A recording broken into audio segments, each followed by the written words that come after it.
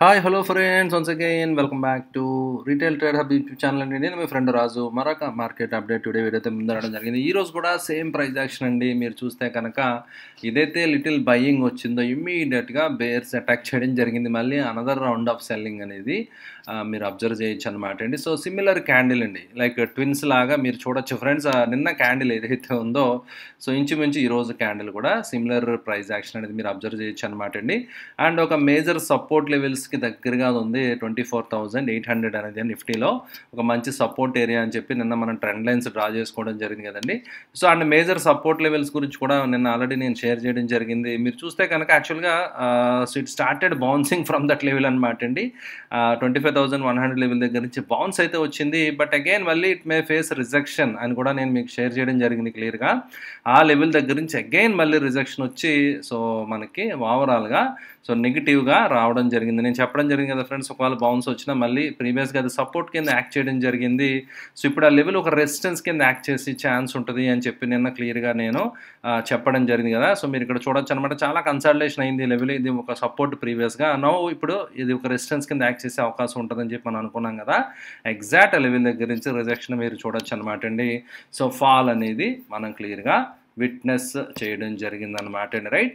So అంటే resistance ఈరోజు మీరు చూడొచ్చు అనమాట అండి. So gap down slight opening తర్వాత అటెంప్ట్ జరిగింది 25,500 ఆ లెవెల్స్, 25,400 500 లెవెల్స్ దాటి వెళ్ళడానికి అటెంప్ట్ అయితే జరిగింది. బట్ కానీ ఫైనలీ ఇట్ ఫెయిల్డ్ అనమాట అండి. సో మీరు చూస్తే కనుక సో మార్కెట్ అనేది నెగిటివ్గా ఓపెన్ అయింది అండ్ ఫైనల్గా నెగిటివ్గానే ఓవరాల్గా క్లోజ్ అవ్వడం జరిగింది. అండ్ ఒక మేజర్ ట్రెండ్ లైన్ ఏదైతే ఉందో కొంచెం సిగ్నిఫికెంట్ ట్రెండ్ లైన్ అని చెప్పాలన్నమాట. ఎందుకంటే ఎక్కువ డేటా పాయింట్స్ తోటి సో ఇది ఫామ్ అయింది కాబట్టి ఇది ఒక సిగ్నిఫికెంట్ సపోర్ట్ దగ్గర బ్యాంక్ నిఫ్టీ ట్రేడ్ అవుతుంది అనమాట అండి. సో అయితే మీరు చూస్తే కనుక ఈ సపోర్ట్ దగ్గర ఒక బౌన్స్ వచ్చే ఛాన్స్ ఉంది ఒకవేళ కనుక రేపు మండే, రైట్. సో ఒకవేళ బౌన్స్ రాకపోతే సిమిలర్ మీరు అబ్జర్వ్ చేయొచ్చు అనమాట అండి. సో ఏదైతే నిఫ్టీలో మీకు నేను ప్రీవియస్గా షేర్ చేయడం జరిగిందో అలాంటి కైండ్ ఆఫ్ కన్సల్టేషన్ జోన్ దగ్గరికి సో బ్యాంక్ నిఫ్టీ రావడం జరిగింది. సో ఇక్కడ నుంచి ఒక సపోర్ట్ తీసుకునే ఛాన్స్ ఉంది. ఎందుకంటే ప్రీవియస్గా ఈ లెవెల్ దగ్గర సపోర్ట్ తీసుకుని బౌన్స్ అయింది కదా, కన్సల్టేషన్ తర్వాత బౌన్స్ అవ్వడం జరిగింది, బ్రేక్అవుట్ అవ్వి. సో ఇక్కడ ఇట్ షుడ్ హోల్డ్ అనమాట అండి. ఒకవేళ if at all bear case scenario Monday కూడా కంటిన్యూ అవ్వి సో 51,500 లెవెల్స్ దగ్గర ఉంది బ్రేక్ అయితే కనుక 51,000 మేజర్ సైకలాజికల్ మార్క్ అనమాట అండి. So I don't think so అంతకంటే ఫర్దర్గా డౌన్ సైడ్ లిమిటెడ్ ఛాన్సెస్ అనమాట అండి. అంటిల్ అన్లెస్ ఏదైనా మిడిల్ ఈస్ట్లో ఏదైనా టెన్షన్స్ పెరిగి సో అలాంటి సిచ్యువేషన్ బాగా ఎస్కలేట్ అయితే మాత్రం మోర్ డౌన్ సైడ్ పాసిబుల్ అనమాట అండి. అదొకటే సినారియో అనమాట అండి. So other than that it should find some support somewhere close around the current level అనమాట అండి. ఇక్కడ నుంచి ఒక బౌన్స్ అనేది కొంచెం రికవరీ అనేది వచ్చే అవకాశాలు కనిపిస్తుంది అనమాట అండి. కమింగ్ టు ఇనిషియేషన్స్ డెఫినెట్గా FIs they have been selling చక్కగా. They are taking their money to China markets అనమాట అండి. రీసెంట్ టైంలో 27% కైండ్ ఆఫ్ బౌన్స్ వచ్చింది after they announced some stimulus అనేది చైనాలో అనౌన్స్ చేయడం జరిగింది అనమాట అండి. సో ఎఫ్ఐఎస్ ఫ్లోస్ అన్నీ కూడా సో అక్కడికి వెళ్ళిపోతున్నాయి అనమాట అండి. అయితే DIs they are fighting to support market అనమాట అండి. డిఐఎస్ మ్యూచువల్ ఫండ్స్ సపోర్ట్ అయితే చేయడం జరుగుతుంది. బట్ అల్టిమేట్గా ఆల్మోస్ట్ 9/10% 235 పాయింట్స్ నిఫ్టీ ఓవరాల్గా సో నెగిటివ్గా క్లోజ్ అవ్వడం అయితే జరిగింది ఫ్రెండ్స్, రైట్. అండ్ నేను ఎప్పుడు చెప్తా ఉన్నాను కదా friends, somewhere always there is a bull market, right. So ఇంకా 52 హై దగ్గర చాలా స్టాక్స్ ఉన్నాయి అండ్ వండర్ఫుల్గా సో స్టాక్స్ కొన్ని సర్క్యూట్స్ తోటి చాలా బాగా పెరగడం అయితే మనం అబ్జర్వ్ చేయొచ్చు అనమాట అండి. ఆల్వేస్ అది గుర్తుపెట్టుకోండి friends, somewhere in the corner ఎక్కడో దగ్గర బుల్ మార్కెట్ ఎప్పుడు నడుస్తూనే ఉంటుంది. సో ఆల్వేస్ బేర్ మార్కెట్ అయిపోయింది మొత్తం అని అనుకోవద్దు అనమాట అండి. బట్ కానీ న్యూస్ చూస్తే చాలామంది ప్యానిక్ అయిపోతూ ఉంటారు. ఎన్ని లక్షల కోట్ల సంపద ఆవిరైపోయింది, రైట్. సో మార్కెట్ క్యాప్ ఆవిరైపోయిందని చెప్తూ ఉంటారు. సో బట్ కానీ ఈ స్టాక్ ఇంత పడిపోయింది, చాలామంది యూట్యూబ్ కూడా చాలా అట్రాక్ట్ చేయడానికి ఈ స్టాక్లో స్పెషల్ న్యూస్, ఆ స్టాక్కి మనకి సంబంధం లేదు, ఆ స్టాక్ మనం బై చేసే ఇంట్రెస్ట్ లేదు, ఆ స్టాక్ మనం హోల్డ్ చేయట్లేదు. బట్ కానీ జస్ట్ టు క్యాచ్ అనమాట అండి, క్యాచీగా టైటిల్స్ పెట్టడం, big shock news, big announcement in the stock అని చెప్తూ ఉంటారు. అదేంటంటే ఒక అటెన్షన్ డ్రా చేయడానికి అనమాట అండి. బట్ కానీ అల్టిమేట్గా సో మనకు అది ఆ స్టాక్ మన దగ్గర లేదనుకోండి, సో దానివల్ల మనకేమీ ప్రమాదం లేదు ఏం జరిగినా కూడా. అండ్ న్యూస్ అనేది రావడానికి ముందరే టెక్నికల్స్లో ప్రైస్ యాక్షన్ జరిగిపోద్ది అనమాట అండి. న్యూస్ అనేది నాయిస్ అనమాట అండి. సో నాయిస్కి దూరంగా ఉండండి ఫ్రెండ్స్. అండ్ టెక్నికల్స్ కొంచెం నేర్చుకోవడానికి ట్రై చేయండి, ప్రైస్ యాక్షన్ ప్రాక్టీస్ చేయండి. ప్రైజ్ ఈజ్ సుప్రీం అనమాట అండి. భావ్ భగవాన్‌చి అంటారన్నమాట గుజరాతీలో. సో, అందువల్ల ఏంటంటే ప్రైజ్ యాక్షన్ మనం ప్రైజ్‌ని ఫాలో అవ్వగలిగితే కనుక so, we can do better అనమాట అండి. Right? Okay friends. And coming to metals sector analysis ఎలా ఉంది? మిగతా సెక్టర్స్ ఎలా పెర్ఫార్మ్ చేసాయో చూద్దాం. మెటల్స్ అయితే బానే ఉంది.